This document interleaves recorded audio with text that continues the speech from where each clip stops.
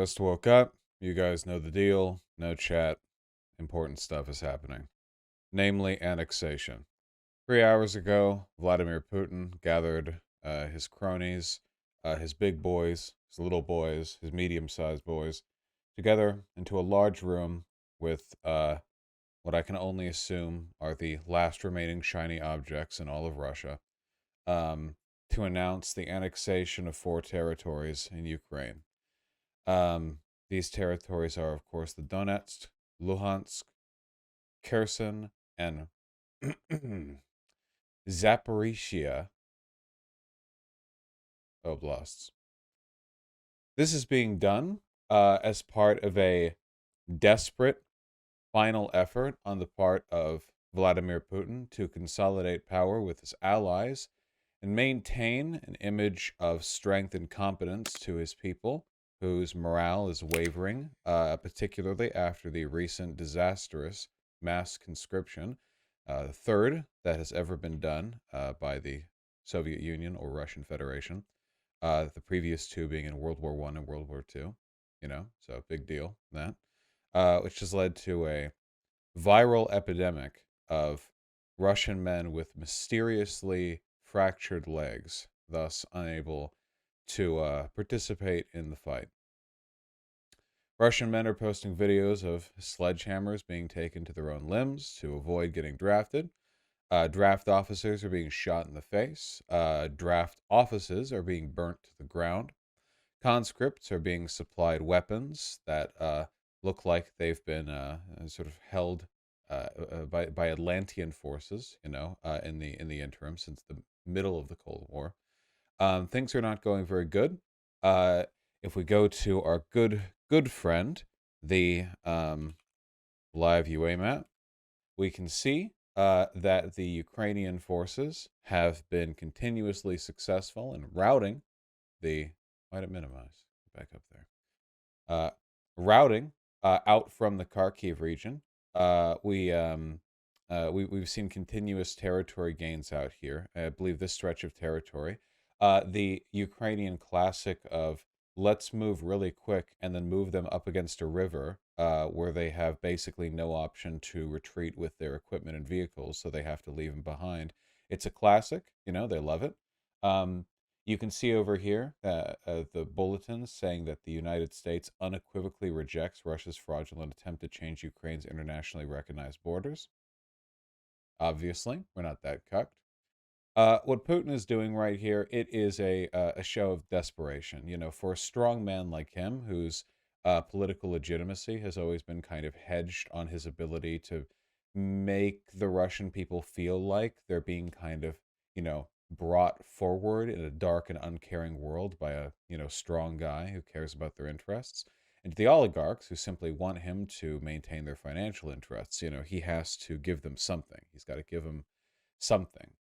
Is very much like the famous Mission Accomplished banner, except in this case, I think actually quite a bit more ill-fated. Um, it's an hour and 11 minutes. We're not going over the whole thing. Also, I don't speak Russian. Uh, Reuters has given us a couple of excerpts, which I think are, worthy to go over.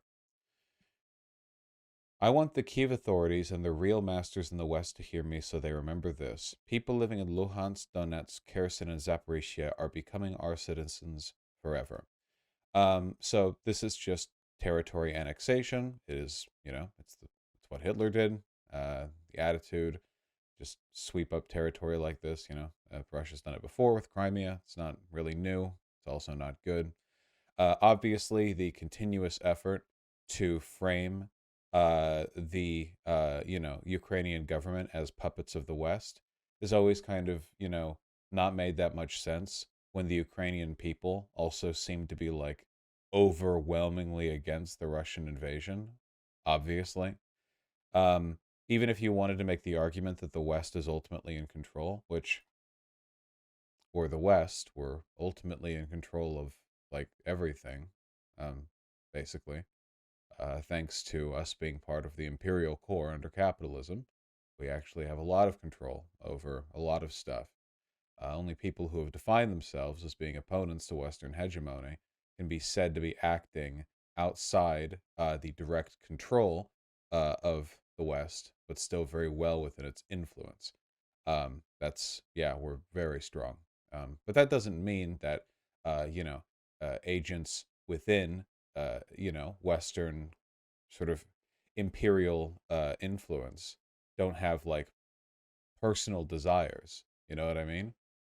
Like I don't really know. It'd be like if you're like you're a bully on the playground, you're kicking the shit out of some kid, and then the kid's parent shows up, and the kid's like, "Hey, stop hitting me," and you're like, "Ha, I will not listen to the puppet of your parent," or like I don't even like I don't even understand like what the point. Even if you assign the greatest degree of autonomy to the West here, that doesn't take anything away from the sincere desire of the Ukrainian people to not be raped, killed, and mass graved by the barbaric Russian soldiers.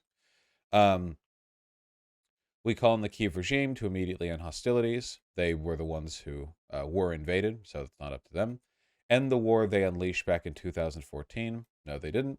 Um, the Euromaidan protests, which were against a corrupt Putin-backed puppet, an actual puppet, um, in Ukraine, led to him fleeing. I just woke up 5 minutes ago, and I'm actually blanking on his name. Yanukovych, I think it's Yanukovych. It's an important name, you know. Yes, Yanukovych. He was incredibly corrupt. His corruption was so legendary that his here Yanukovych Manor. That his manor, the Mezihirya residence, is now essentially a museum to the corruption of him and his administration, which is pretty funny, you know. Um, After he fled the countryside, it's been used as such, which is pretty funny and interesting stuff there. Um, And no, he was a real Putin puppet. His people starved while he made quite a lot of money. And he was encouraged by Putin to crack down harder on the protesters because Putin was sort of cajoling him towards Russian hegemony against the wishes of his citizenry. And then, when Putin got angry that he couldn't control Ukraine through a puppet leader, he invaded back in 2014. We're ready for this, but we will not discuss the choice of the people in Donetsk, Luhansk, Zaporizhia, and Kherson. This has been made. So recently, Russia put out a fraudulent poll where they said the people in the territory that they just invaded, the territory that we're like peeling them back from and finding constant like war crimes and mass graves, uh, that something like 98% of people in occupied territories actually want to be a part of Russia. Of course, there's no evidence of this outside of Russia's word. They just made that up, as they often do. There's no reason for them to be honest. There's no methodology by which they can be checked. And all previously existing data on every aspect of that question uh, contradicts the results they found. We will defend our land with all the powers and means at our disposal. So, obviously, in addition to this being like a mission accomplished strongman show, sort of a last ditch effort to consolidate the base and make people feel like he's doing something, the annexation of these territories, which Ukraine will obviously continue to push into, might give Putin a kind of internal legal pretext for the use of nuclear weapons to defend the territory because he's now, in Russian legal terms, defending Russia's borders and using them defensively. Obviously, that is a phony legal pretext, you cannot simply declare a person's nose bridge a part of your fist and then say, as you punch it, that you're only hitting yourself. It does not work that way. But that doesn't stop him. They can just lie, obviously. If Russia used nuclear weapons, that would be bad. If any nuclear weapons were used in Ukraine against Ukrainian forces or Ukrainian civilian populations, I have basically no doubt that NATO would you have a bunch of like OPSEC guys all around the world who have like shades and those like curly earpieces, and all their fingers are hovering over the red button. Um, and it's if a nuclear weapon was used in Ukraine, I'm pretty sure that NATO would. I don't think Russia would be around much longer after that. Obviously, direct conflict between NATO and Russia would probably trigger direct, you know, exchange of nuclear fire. That would be bad. Hopefully, it doesn't come to that point. I am fully in support of continuing, to support Ukraine as they reconquer their, boundaries or their borders. I am fully in support if Russia uses thermonuclear weapons and NATO doing literally anything to bring down Putin's regime. The reason for this is because I do not believe Putin's regime is rational. They are not like, say, China, for example. He seems to be fucking insane.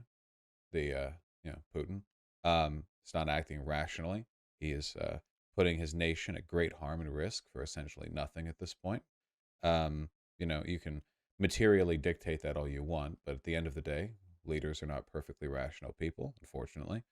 Um, I don't think it's likely that nuclear weapons are used. I think that if there was an attempt to use them, there would be powers within Russia that would attempt to stop that from happening. I believe that we're going to be okay. Um, if they are used, I don't believe that Russia would be able to effectively deploy its entire nuclear stockpile, in part because I imagine a lot of their weapons have fallen into disrepair.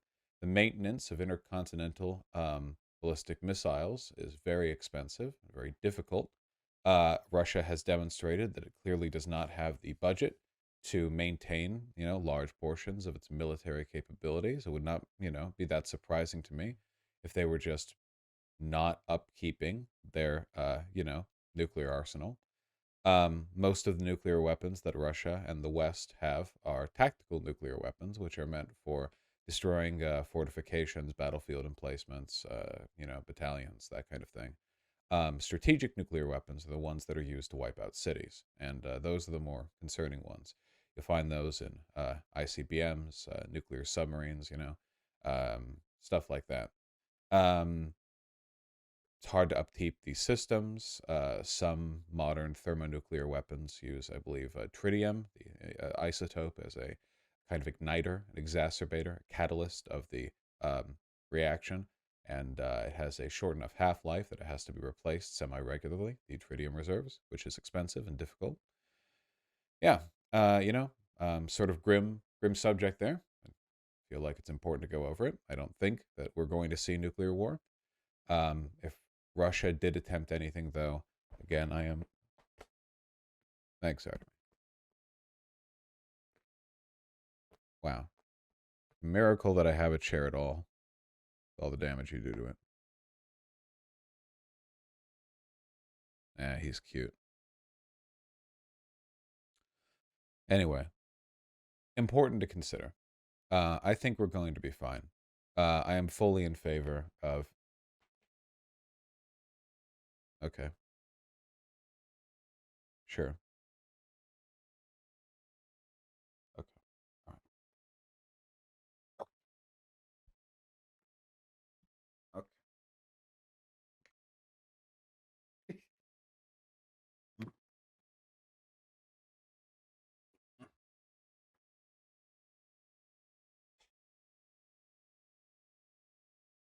Okay. I'm fully in favor of maintaining the conflict in the fashion that it has thus far sort of been kept at. Because, and I've said this before and I'll say it again, in the cases of Putin's regime in Russia, I believe it's actually more dangerous for them to succeed in their goals than it is for them to be forced to failure. You know, I do not believe appeasement works. Appeasement historically has a very bad track record for functioning. If you give a bloodthirsty imperial empire who is threatening to use nuclear weapons, threatening to conquer their neighboring countries, threatening to destroy ethnic groups, as Russia has, you know, I feel that all you really do by giving them a W is you're like giving them a pretext to continue. You're essentially telling them that this works. This is why I support the defense of Taiwan as well. A country like that would be willing to conquer and annex Ukraine or Taiwan is a country that is going to be willing to continue conquering and annexing. I don't think it stops with that, as it so often doesn't, in cases of appeasement. And I would rather deal with the country immediately and stomp that shit out immediately than let them get a big win and let all their fascist and nationalist elements within the country cheer and tout their national strength. You don't want to let that ball really start rolling down the hill. You want to squash that immediately. You want to let them know, like, no, there's nothing for you here. There's nothing down this road for you. Or they'll just be more confident the next time they try something. In 1991, at Belleville's Forest, without asking the will of ordinary citizens, representatives of the then party elites decided to destroy the USSR. People suddenly found themselves cut off from their motherland. This tore apart and dismembered our nation, becoming a national catastrophe. Obviously, this is a complicated historical event. It is kind of a half-truth. The fall of the USSR was ruinous for many of these countries. Many of these countries also didn't really want to be a part of the USSR. Efforts to break from the USSR had been present in many of these countries for quite some time. Obviously, we all know about the term tanky originating from Khrushchev sending tanks in to squash the attempts at Hungarian secession. The people of Ukraine want to be separate, simple as. I admit they did not fully understand what they were doing and what consequences this would inevitably lead to in the end, but this is no longer important. There is no Soviet Union. The past cannot be brought back, and Russia today does not need it anymore. We are not striving for this. So this is sort of like a deliberate internal contradiction, right? We make an appeal towards the borders of the Soviet Union, and keep in mind that the borders of the Soviet Union included now NATO countries, a lot of them. Um, but then, like, we distance ourselves from it because we are something new. Of course, Putin is not even optically a communist. The battlefield to which fate and history have called us is the battlefield for our people, for great historical Russia, for future generations, our children, grandchildren, great-grandchildren. This is just the 14 words. They're invading a neighboring country. The Russian state media has talked about Ukraine as a fake country, Ukrainians as a fake ethnic group. Ethnic extermination has not exactly been an undiscussed topic. This is just the 14 words. This is the battle of our people. We must do battle for our children. It is a call to war and ethnic conflict and the basis of ethnic supremacy. Nord Stream sabotage. Sanctions were not enough for the Anglo-Saxons. They moved on to sabotage. It is hard to believe, but it's a fact. They organized the blast in the Nord Stream international gas pipelines, which run along the bottom of the Baltic Sea. I genuinely do not know who did this. My bias is towards Russia not having done it. However, the fact that it was done immediately before Putin's thing and he immediately weaponizes it to his benefit makes me think it's more likely that it was him. The Russian government loves this shit. They'll just do sort of confusing international lay epic troll tier stuff and then just point fingers elsewhere all the time. So I don't know. I don't really know who did it. Artemy is scratching at one of my backlights. He's just got his whole front body just sort of slumped over this angled light, and he's scratching at it. There's nothing to scratch at. He looks so cute. Nuclear precedent. Love seeing this. The U.S. is the only country in the world that has twice used nuclear weapons, destroying the Japanese cities of Hiroshima and Nagasaki and setting a precedent. Even today, they actually occupy Germany, Japan, Korea, other countries, and at the same time, cynically call them allies of equal standing. Um, so I'm not entirely sure what the precedent was set for, because nukes haven't been used on other populations since then. I don't know what the implication is there. Of course, we don't occupy Germany, Japan, Korea, and other stuff like that.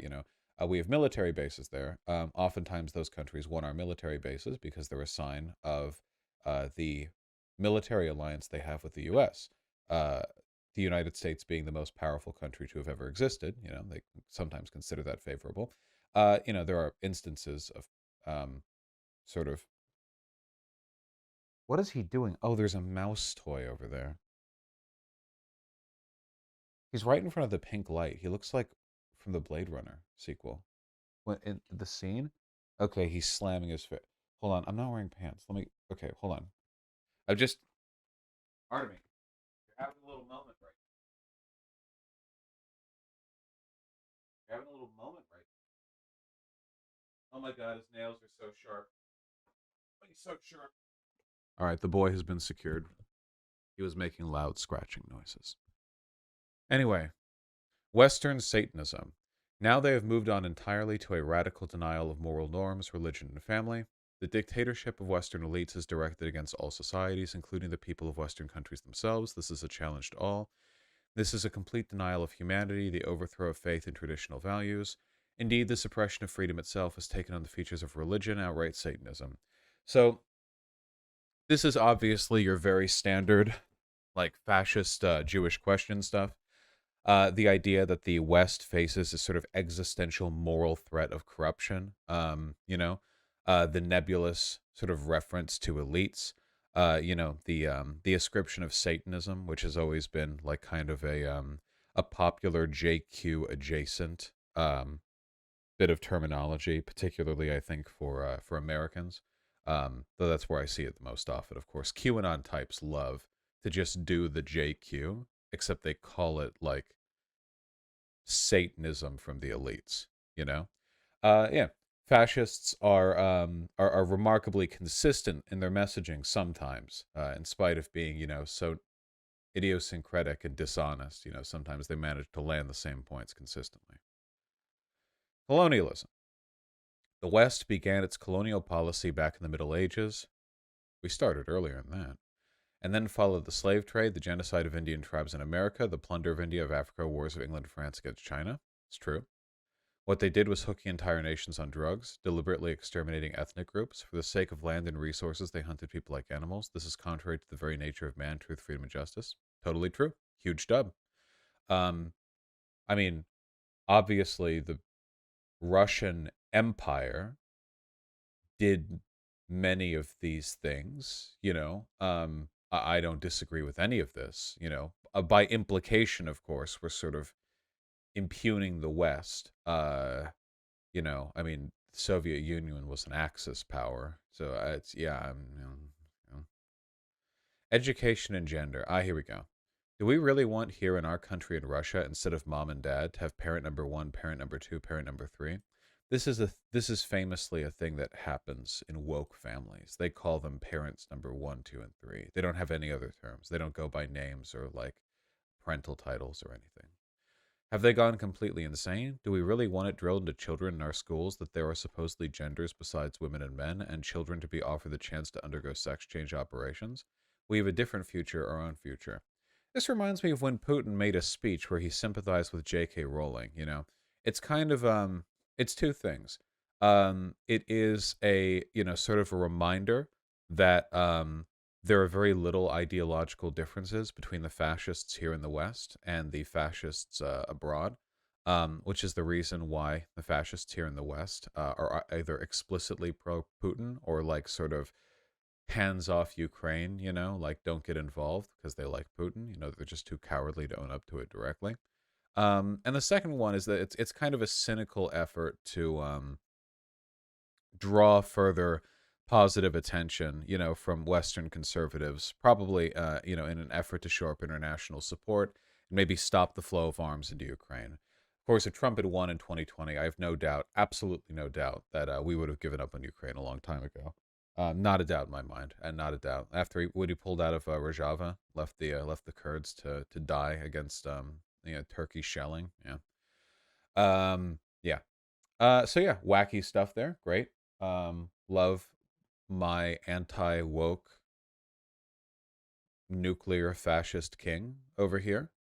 Um, hope we don't get nuclear war. That would be cool. What do you want me to say? It's dumb. It's always dumb. Fascism is dumb. History is dumb. Go look at a Hitler speech. Think of all the logical fallacies you can find. It's dumb. It's always been dumb. Um, There's only so much you can do about it, you know? Um, Fascism poses an existential threat to all life on Earth, and any effort taken to eradicate it from places of power is justified. It is there is nothing more dangerous, effectively. Climate crisis is probably world-ending disaster numero uno at the moment, and that is, of course, internationally. Fascists who have worsened it, fascists in the West, deny climate change and deny us the ability to fight against it. Putin, whom his national economy is pretty dependent on oil and gas exports, has not only denied climate change and fought against it, but directly given money to causes and people in an effort to promote fossil fuel dependency in as many countries as possible for his own benefit. Fascists will end the world in this fashion. American evangelicals don't even mind the world ending because they think it's part of the rapture. Putin has constantly threatened nuclear war because when every single battle is a fight for the existence of your people, even though you started the battle and weren't being threatened, everything's on the table, including the end of the world. uh, you know, Fascists will implicitly justify a conflict in which they're threatening to end the world in nuclear hellfire by claiming that woke blue hair pronoun parents are naming themselves parents number one, two, three, four, and five as they raise their children and teach them best chest binding techniques or something. Therefore, the world must end. It's all dumb. It's always been dumb. The world is dumb. Our enemies are dumb or evil. They're demons. They're not real people. They wear human flesh. Putin is not a real person. He is a hologram constructed by Satan, Adolf Satan, in order to test us and lure us over through our worst instincts. We must prevail. We must we must overcome the great Satan that is fascism. Good luck.